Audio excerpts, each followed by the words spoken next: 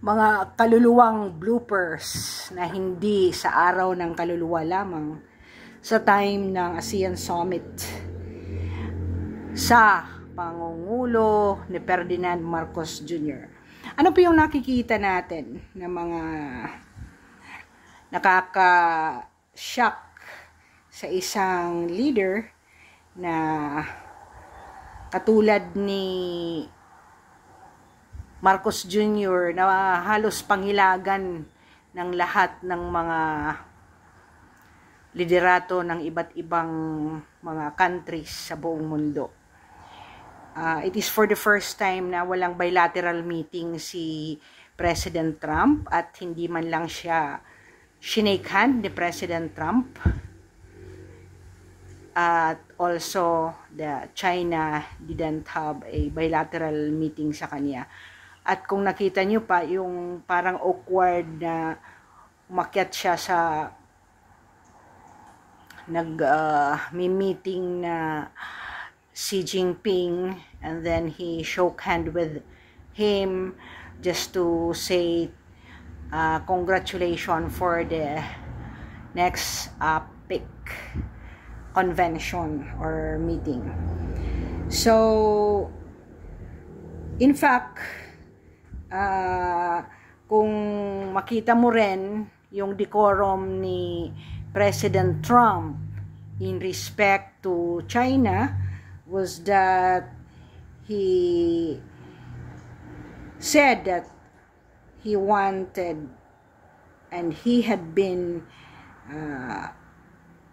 pursuing a very great relationship with President Xi Jinping, and it is worth noting that Trump has shown different demeanor towards different leaders except with Marcos, and US President Trump expressed that President Xi Jinping is a fantastic leader and stated that it is normal for the two countries to have different views on different matters. He expressed his admiration for Xi, saying, "I think we're going to have a fantastic relationship for a long period of time," and mentioned that Xi is a great leader of a great country. Now,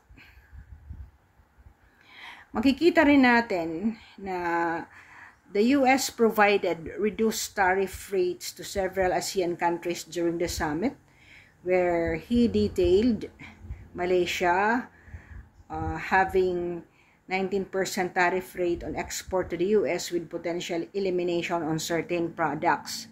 Na wala sa atin yan. And Cambodia receiving also 19 tariff rate down from a potential higher rate.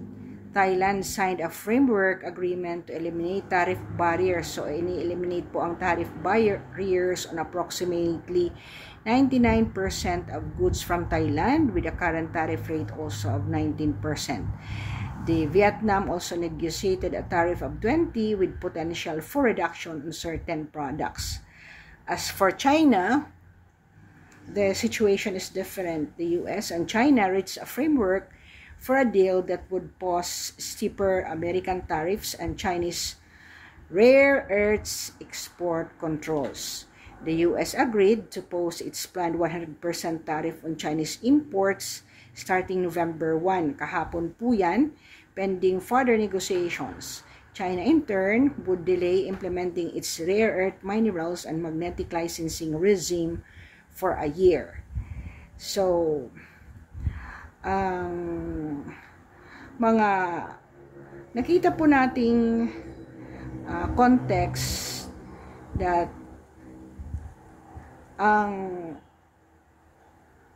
US President has overemphasized or underscored the fact that make no mistake, maganda po ang relasyon nila ni China, while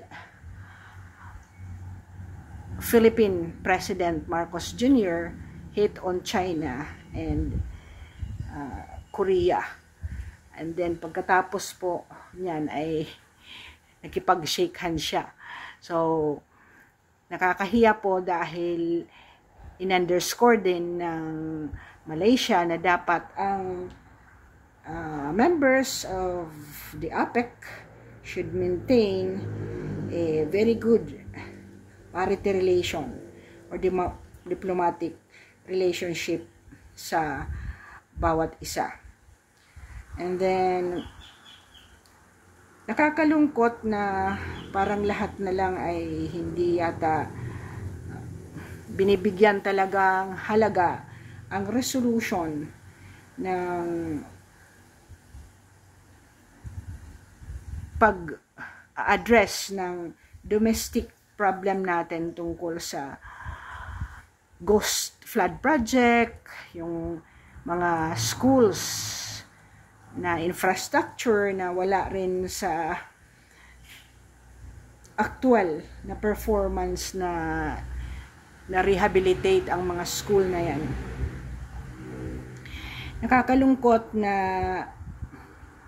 ang mga loyalist, although hindi sila ang majority, alam natin yan, especially in respect to the voters, ay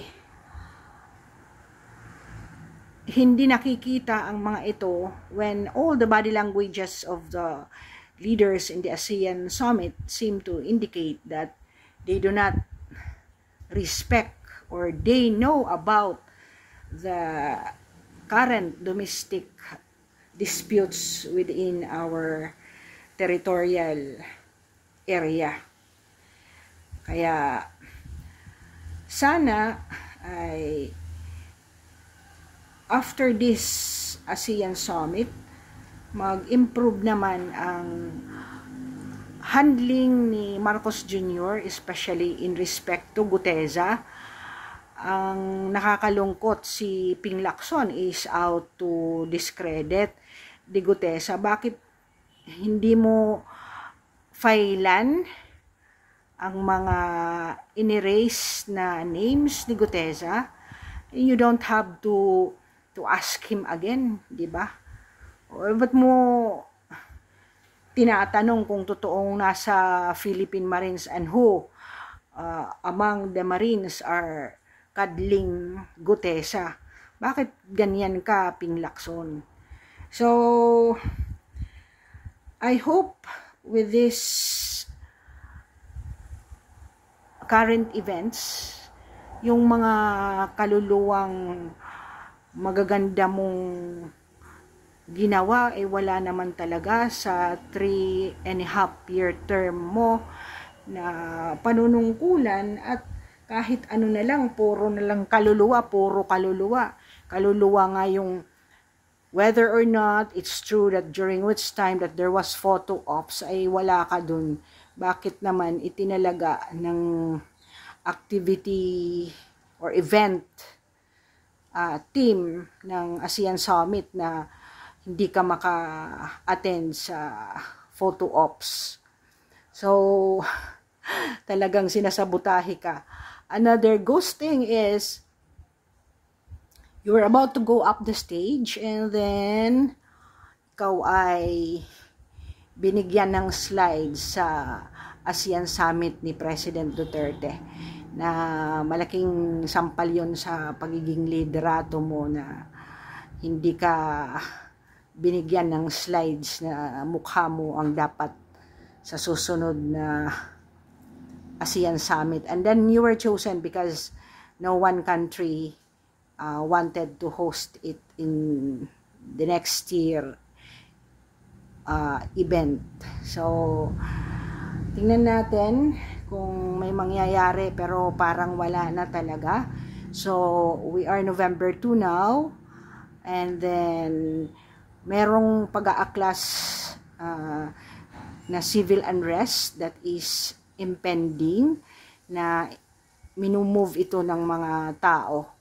I don't know if it would go or coincide with whatever the ICC will be releasing in the next days to come in respect to the total release of FPRRD in The Hague. So, salamat po sa pakikinig. Happy Halloween to everyone. And lahat sana ng ghost ay nandoon na dapat sa sementeryo at hindi na maglipa na kung saan-saan pang areas ng Pilipinas, kasi 3 years na po tayong minumulto ng mga espiritong mga halang na mga kaluluwang ito. And let us pray together for peace to be given to our country, the Philippines. People are calling for the resignation of President Marcos.